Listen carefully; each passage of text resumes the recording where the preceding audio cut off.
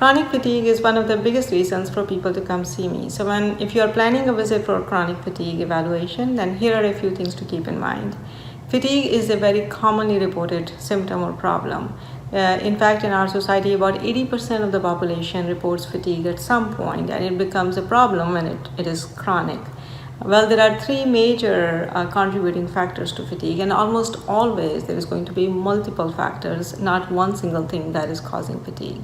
So what are those three? The first thing is sleep deprivation, or poor quantity or quality of sleep.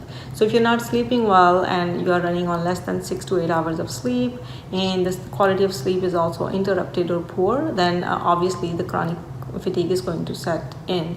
The second thing is chronic stress. About 75% of the US population is stressed, and it reports moderate amount of stress, which is a lot.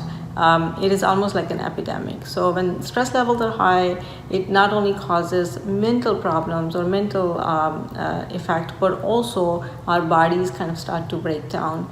Our immune system starts to become dysfunctional, our hormones kind of start to go out of whack, and our metabolic derangements also start to set in. So management of stress will obviously improve the energy level as well. The third major category, which is what I focus on, is medical problems or medical diagnosis. So we can do a lot of testing on those lines based upon what your symptoms are, what your history is, and what you've been exposed to, and what the timeline of the fatigue is. So that list of panels includes complete blood count, looking for iron levels and hemoglobin levels, checking for anemia, blood chemistries, looking for organ dysfunction.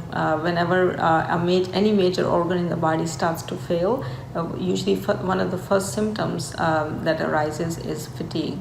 So we look for cardiac function, liver and kidney function, and can do testing on those lines. The next thing to test for would be nutritional testing. Despite the fact that a lot of us are not underweight and we are either normal body weight or even overweight, we can be nutritionally deficient at the cellular level. And it's quite unfortunate, but nutritional deficiencies are quite common. So testing for all the micronutrients, even amino acid balance and fatty acid balance is important. I can also test for oxidative stress with markers which indicate how stressed the cells are at the mitochondrial level. We can also do expanded or advanced level hormone panel, which includes not only testosterone, estrogen, progesterone, but also thyroid hormone and advanced panel for thyroid hormone function, because thyroid hormone is actually the engine of the body when it comes to energy optimization. So if it's not working properly, which about 10% of the population does have thyroid disorder, then we are going to be tired. We can also check for cortisol levels, which is basically the main stress hormone of the body, and about 30 to 40% of the population either has very high cortisol levels or derangement in the way the fluctuation in the cortisol levels occurs throughout the day. We can also test for autoimmune diseases, and we can do advanced autoimmune panel. There are lots of autoimmune diseases where the number one presenting feature is actually fatigue, in addition to joint aches and pains and skin problems and other things. We can also check for chronic infections. There are lots of chronic virus infections and some bacterial which can cause chronic fatigue.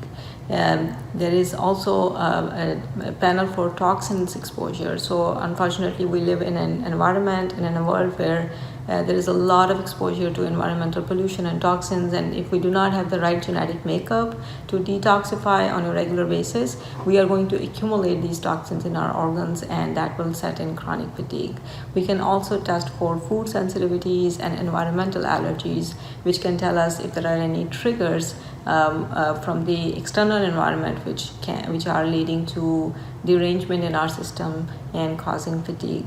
Lastly, we can also do sleep study, and if poor sleep or poor sleep hygiene is an obvious thing in your history, then that would actually be the first test to do. With a combination of all these tests and evaluations, hopefully we will come to the final diagnosis or even multiple diagnoses and contributing reasons which are leading to chronic fatigue in you, and optimize your health by working on all of these derangements. Thank you.